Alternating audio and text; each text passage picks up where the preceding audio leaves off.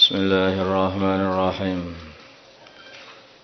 Usaha keputusan Fasul Masail Rabu 11 Jumadil Ula 1446 Hijriah 13 November 2024 Masehi. Pada awal tahun 2023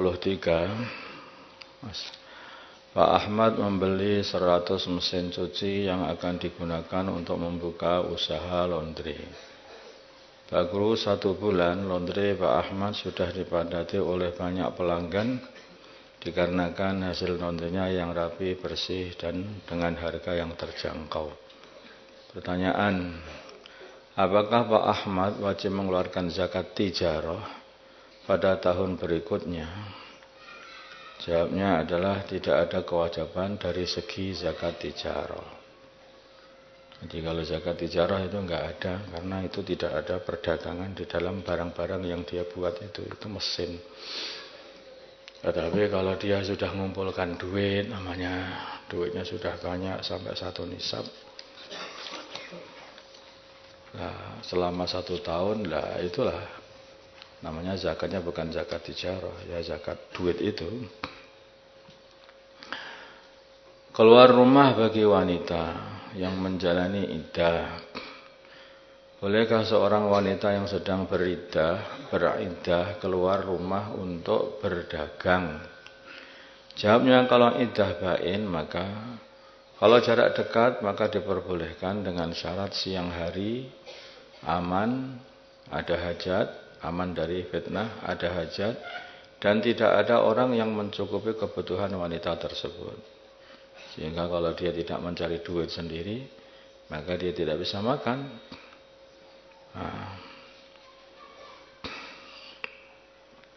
Maka ini diperbolehkan. Kalau jarak jauh, maka tidak boleh kecuali darurat. Kalau iddah raj'i, masih balik lagi, maka tidak boleh keluar baik jarak dekat ataupun jarak jauh, kecuali dalam keadaan darurat atau sudah mendapat izin dari suaminya, karena dia itu masih bisa balik lagi. Bain kubro adalah wanita, catatan, bain kubro adalah wanita yang ditolak 3. Bain sugro adalah wanita yang tinggal mati suaminya atau difasah dan dikhulu. Iddah raj'i maksudnya adalah wanita yang ditolak 1 atau 2. Yang kalau suaminya bilang tak baleni, ya kembali lagi dia, masih bisa balik. Masalah jauh dan dekat diikutkan kepada uruf, maksudnya kebiasaan daerah tersebut. Orang itu biasanya kalau dikatakan keluar jauh itu berapa jaraknya dari rumahnya dikatakan jauh, itu tergantung uruf saja. Sekarang contoh darurat yang membolehkan seseorang itu bisa keluar jauh. Di antara contoh darurat diperbolehkan keluar rumah, wanita yang telah dicerai tidak diberikan nafkah. Nah ini.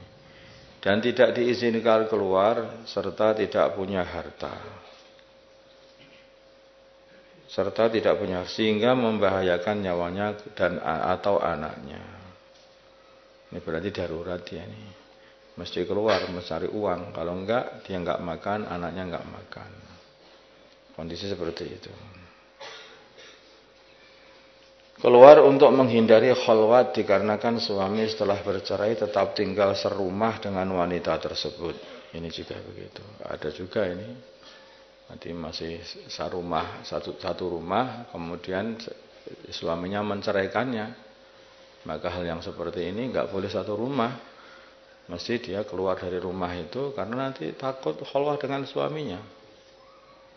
Lupa, lah repot nanti. Mungkin itu sudah bukan istrinya lagi kalau sudah ditolak. Makanya mesti harus keluar dari rumah. Istilah di dalam rumah itu tidak aman fitnah. Di rumah itu tidak amnul fitnah. Ya, dengan bekas suaminya itu maksudnya, terutama. Istri tidak mau pindah ikut suami, masalah juga.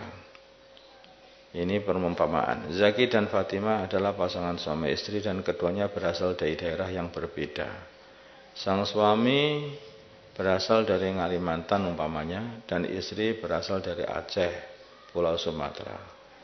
Setelah 2 tahun menikah, Zaki mengajak istrinya untuk pindah di kediamannya, yaitu di Kalimantan. Tapi istri tidak berkenan, tidak mau. Dikarenakan dilarang oleh orang tuanya. Arti digondeli sama orang tuanya si istri. Gimana ini? Arti punya istri tapi tidak boleh dibawa pulang. Pertanyaan, apakah perbuatan Fatimah menolak untuk pindah dianggap nusus? Jawabnya iya, Fatimah dianggap nusus dengan syarat suami sudah melunasi maharnya. Perjalanan ke tujuan aman. Rumah dan kampung yang dituju aman dan layak bagi istri. Contoh bukan tempat yang terkena wabah penyakit, namanya gitu itu. Rumah yang dituju dilengkapi dengan fasilitas yang memadai, yang layak bagi istri.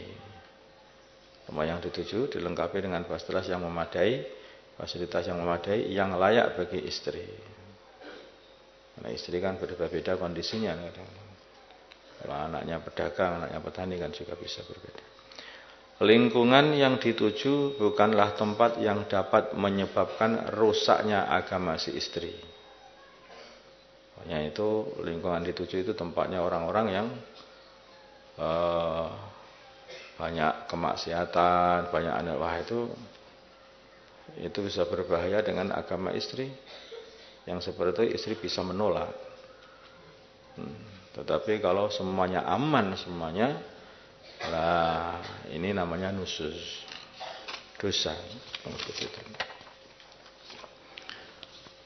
Mahar dengan bacaan Al-Quran.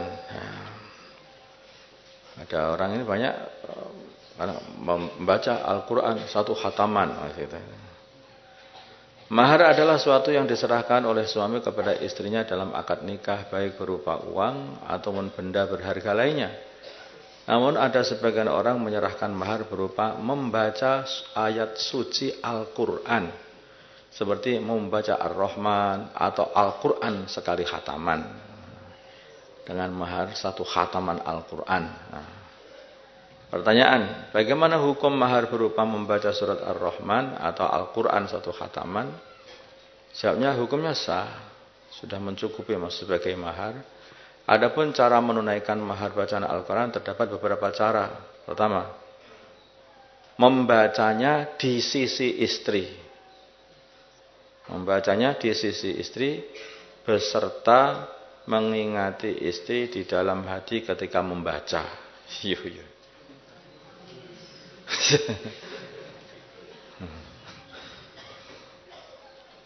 Dua, setelah selesai membaca, cara yang kedua, setelah selesai membaca, suami berdoa agar pahala bacanya diberikan atau dihadiahkan untuk istri.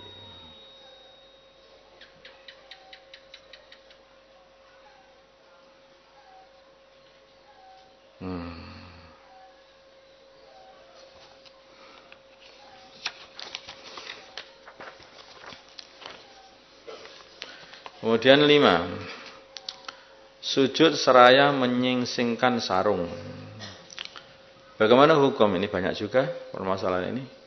Bagaimana hukum sholat orang yang ketika hendak sujud menyingsingkan sarungnya dengan kedua tangannya seraya kedua kakinya mundur sedikit? Ini bukan masalah menyingsingkan atau ini masalah perbuatan ini telah banyak harokah yang telah dibuat. Sehingga ini bisa batal sholatnya karena banyak harokah yang telah dibuat. Aslinya begitu aja. Orang-orang itu menyingsingkan sarung, kemudian atau menyingsingkan jubahnya. Ada juga yang menyingsingkan jubah kadang-kadang. Sarungnya nggak disingsingkan, tapi jubahnya diangkat biar nggak kotor karena putih jubahnya. Nah itu ada juga. Itu sehingga sampai ke pinggang jubahnya. Itu pun ketika nanti duduk, Pak duduk mau sujud, dia mundur dikit masih mundur lagi. Jadi banyak harokat atau banyak gerakan yang telah dibuat. Sehingga gerakan-gerakan ini kalau dihitung lebih daripada 3. Inilah menjadikan yaitu orang itu bisa batal sholatnya.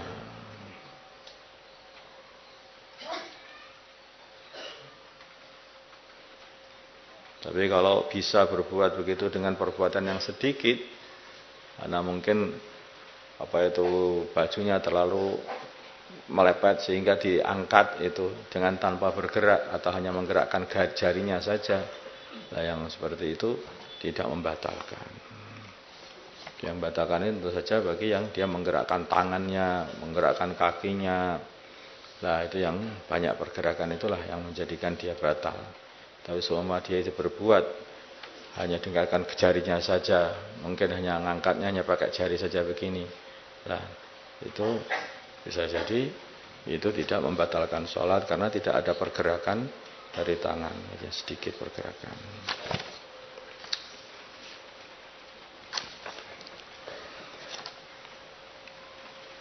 Sebetulnya ketika sujud mundur itu hanya suatu kebiasaan aja.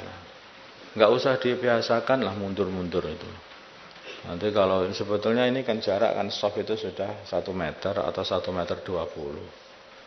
Itu untuk kebanyakan orang Indonesia ini sudah cukup lah untuk sujud itu. Jadi nggak perlu mundur.